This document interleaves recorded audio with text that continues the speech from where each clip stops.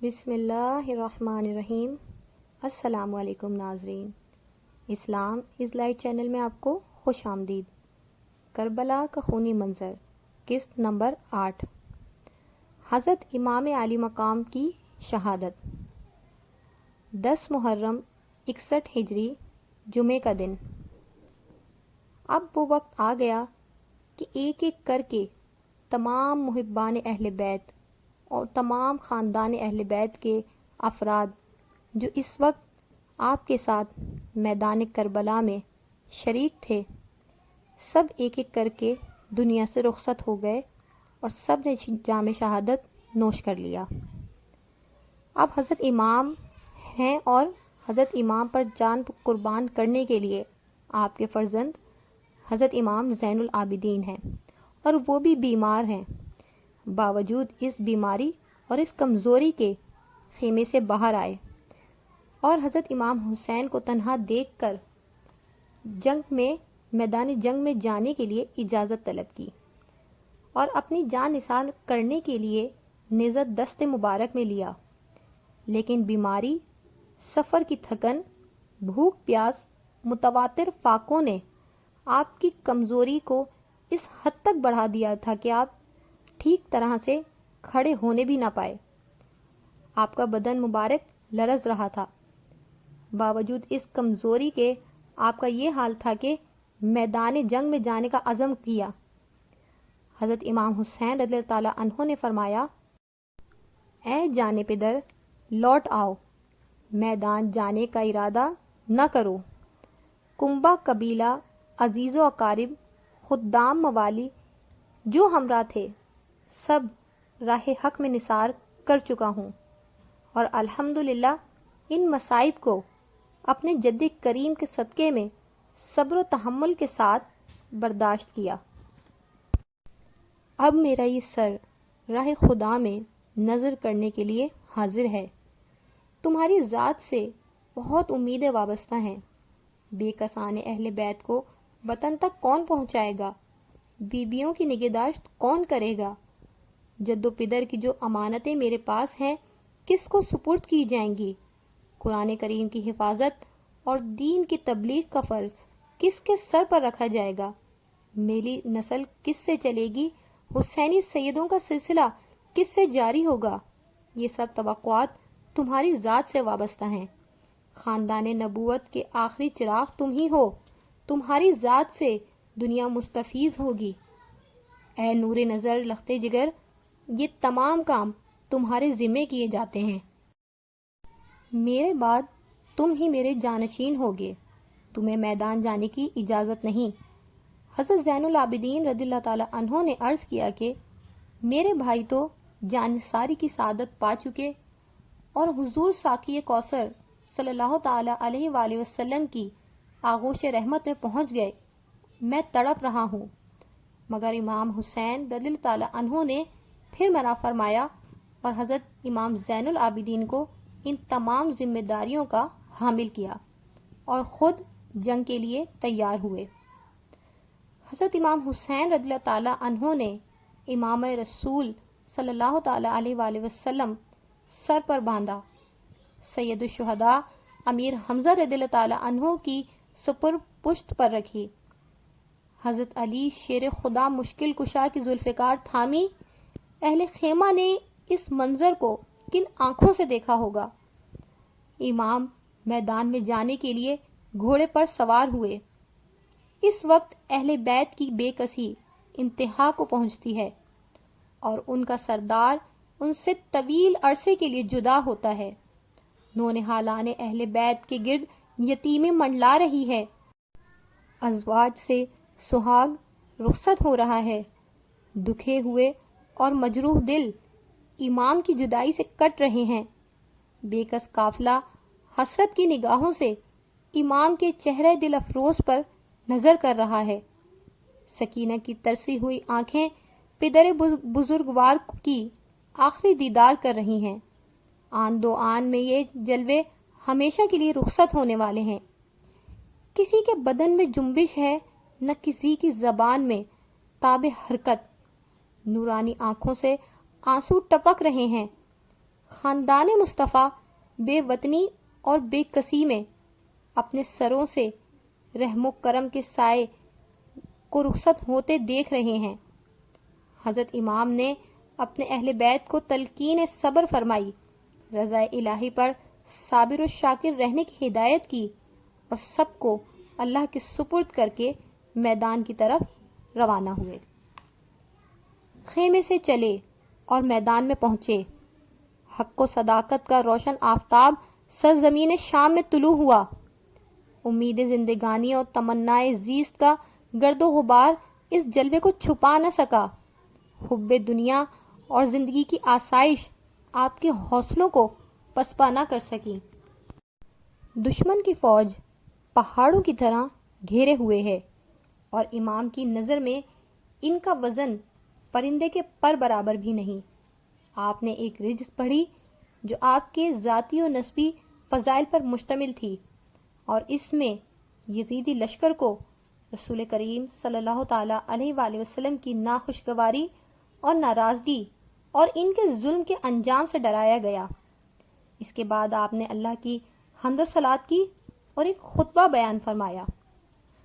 حضرت امام حسین رضی اللہ تعالیٰ عنہ کی زبان سے یہ کلمات سن کر کوفیوں میں سے بہت سے لوگ رو پڑے۔ سب کے دل جانتے تھے کہ وہ ظلم و جفا کر رہے ہیں، اور یہ بھی جانتے تھے کہ امام مظلوم ہیں اور حق پر ہیں۔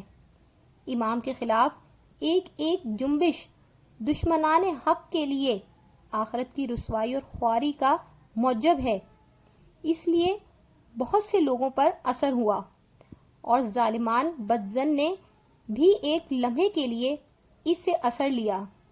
ان کے بدنوں پر ایک پھریری سی آئی اور ان کے دلوں میں ایک بجلی سی چمکی، لیکن شمر وغیرہ بدسیرت و پلید طبیعت کچھ متاثر نہ ہوئے، بلکہ یہ دیکھ کر کہ لشکریوں پر حضرت امام عالی مقام کی تقریر کا کچھ اثر معلوم ہوتا ہے، کہنے لگے آپ قصہ تمام کیجئے اور ابن زیاد کے پاس چل کر یزید کی بیعت کر لیجئے، تو کوئی آپ سے تعرض نہ کرے گا، ورنہ بجز جنگ کے کوئی چارہ نہیں۔ حضرت امام حسین رضی اللہ تعالیٰ عنہ کو انجام معلوم تھا، لیکن یہ تقریر اقامت حجت کے لیے فرمانی تھی کہ انہیں کوئی عذر باقی نہ رہے۔ جب حضرت امام حسین رضی اللہ تعالیٰ عنہ نے اطمینان فرما لیا کہ وہ سیاہ دل بد باطن کے لیے کوئی عذر باقی نہ رہا، تو وہ کسی طرح خون ناحق و ظلم بے نہایت سے باز آنے والے نہیں۔ تو امام نے فرمایا کہ تم جو ارادہ رکھتے ہو پورا کر لو، اور جس کو میرے مقابلے کے لیے بھیجنا چاہتے ہو بھیجو۔ مشہور بہادر اور یگانہ نبرد آزما ہوا، جس کو سخت وقت کے لیے محفوظ رکھا گیا تھا۔ اس نے آپ کے مقابل تلوار چمکائی۔ غرور و قوت میں سرشار کثرت لشکر اور حضرت امام علی مقام کی تنہائی پر بڑا نازاں تھا۔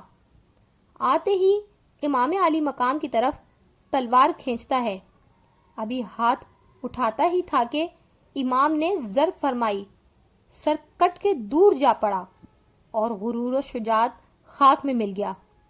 دوسرا بڑھا اور اس نے چاہا کہ امام کے مقابلے میں اپنی ہنرمندی کے جوہر دکھائے تاکہ اپنے لشکر میں اس کے چرچے ہو جائیں، تو دور سے ہی آتے ہی نعرہ لگایا اور پکار کر کہنے لگا، بہادران کوہ شکن شام و عراق میں میری بہادری کے چرچے ہیں، اور مصر و روم میں شہرِ آفاق ہوں میں۔ دنیا بھر کے بہادر میری بہادری کا لوہا مانتے ہیں۔ آج تم میرے زور قوت اور داؤ پیچ دیکھو گے۔ امام علی مقام نے فرمایا، تو مجھے جانتا نہیں جو میرے مقابل اس دلیری سے آتا ہے، ہوش میں ہو؟ اس طرح ایک ایک کر کے مقابلے میں آئے تو میری تیغ سے سب کا کام تمام کر دیا جائے گا۔ حسین کو کمزور اور بےکس دیکھ کر حوصلہ بندیوں کا اظہار کر رہے ہو؟ نامردوں، میری نظر میں تمہاری کوئی حقیقت نہیں۔ شامی جوان یہ سن کر اور تیش میں آیا، اور بجائے جواب کے حضرت امام علی مقام پر تلوار کا وار کیا۔ حضرت امام علی مقام نے اس کا وار بچا لیا اور اس کے کمر پر تلوار ماری۔ معلوم ہوتا تھا جیسے کہ سبزیوں کو کاٹ کے ڈال دیا ہو۔ اہل شام کو یہ اطمینان تھا کہ اب امام علی مقام کے سوا تو کوئی باقی نہ رہا۔ کہاں تک لڑیں گے، آخر کو تھک جائیں گے۔ پیاس کی شدت، بھوک کی شدت اور انتہا کی دھوپ ہے۔ بہادری کے جوہر دکھانے کا یہی وقت ہے۔ جہاں تک ہو سکے ایک ایک کر کے مقابلہ کیا جائے، کوئی تو کامیاب ہوگا۔ اسی لیے نئے نئے جنگجو بھیج کر حضرت امام کے مقابل آتے رہے، مگر جو سامنے آیا ایک ہی ہاتھ میں اس کا قصہ تمام کیا۔ کسی کے سر پر تلوار ماری تو زین تک کاٹ ڈالی، کسی کے ہاشمی ہاتھ مارا تو قلم تراش دیا، ان کے بھیجے کاٹ ڈالے، کسی کو نیزے پر اٹھایا اور کسی کو زمین پر پٹک دیا، کسی کے سینے میں نیزہ مارا تو پار نکال دیا۔ گو کہ زمین کربلا میں کوفہ کی سپاہ کا کھیت بو دیا۔ ابن سعد اور اس کے مشیروں کو بہت تشویش ہوئی کہ اکیلے امام کے مقابل ہزاروں کی جماعتیں کوفیوں کی عزت خاک میں ملا رہی ہیں۔ تمام ناموران کوفہ کی جماعتیں ایک حجازی سے مقابلہ نہیں کر پا رہی۔ تاریخ عالم میں ہماری نامردی کا یہ واقعہ اہل کوفہ کو ہمیشہ رسوا کرے گا۔ کوئی تدبیر کرنی چاہیے۔ تجویز یہ ہوئی کہ دست بدست جنگ میں ہماری ساری فوج بھی اس ہاشمی شیر کا مقابلہ نہیں کر سکتی، بجز اس کے کوئی صورت نہیں ہے کہ چہار اطراف سے امام پر تیروں کا مینہ برسایا جائے، اور جب خوب زخمی ہو چکے تو نیزوں کے حملوں سے ان کے تن نازمی کو مجروح کیا جائے۔ تیر اندازوں کی جماعتیں ہر طرف سے آ گئیں اور امام علی مقام پر خوب تیر برسائے۔ گھوڑا اس قدر زخمی ہو گیا کہ اب اس میں چلنے کی قوت نہ رہی۔ حضرت امام علی مقام کو ایک جگہ رکنا پڑا۔ تمام اطراف سے تیر آ رہے ہیں اور امام علی مقام کا مظلوم تن نشانہ بنا ہوا ہے۔ نورانی جسم مبارک پر زخموں سے چکنا چور ہے اور لہو لہان ہو رہا ہے۔ بے شرم کوفیوں نے سنگ دلی سے مہمان کے ساتھ یہ سلوک کیا۔ ایک تیر پیشانی اقدس پر لگا۔ یہ وہ پیشانی ہے جو مصطفیٰ جان رحمت کی بوسہ گاہ تھی، حبیب خدا کا جمال و قرار ہے۔ سنگ دلان کوفہ نے اس پیشانی مصفا اور اس جبیں پر ضیا کو تیر سے گھائل کیا۔ حضرت کو چکر آیا اور گھوڑے سے نیچے آئے۔ اب مردان سیاہ باطن نے نیزوں پر رکھ لیا، نورانی پیکر کو خون میں نہلا دیا اور آپ شہید ہو کر زمین پر آ گئے۔ انا للہ و انا الیہ راجعون۔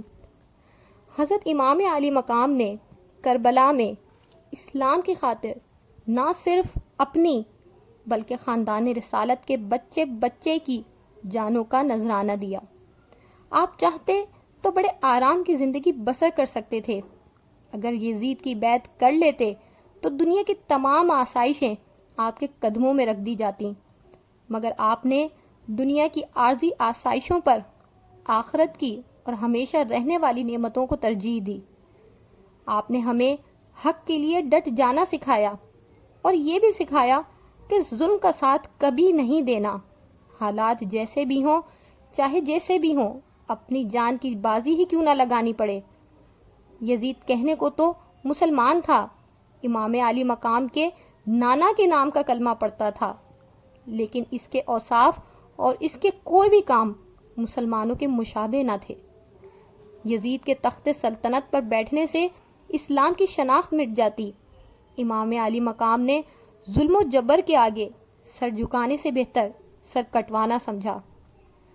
آپ کو سید و سادات پوری دنیا میں ملیں گے، لیکن کوئی ایک بھی شخص ایسا نہیں ملے گا جو یہ کہے کہ میں یزید کا بیٹا ہوں۔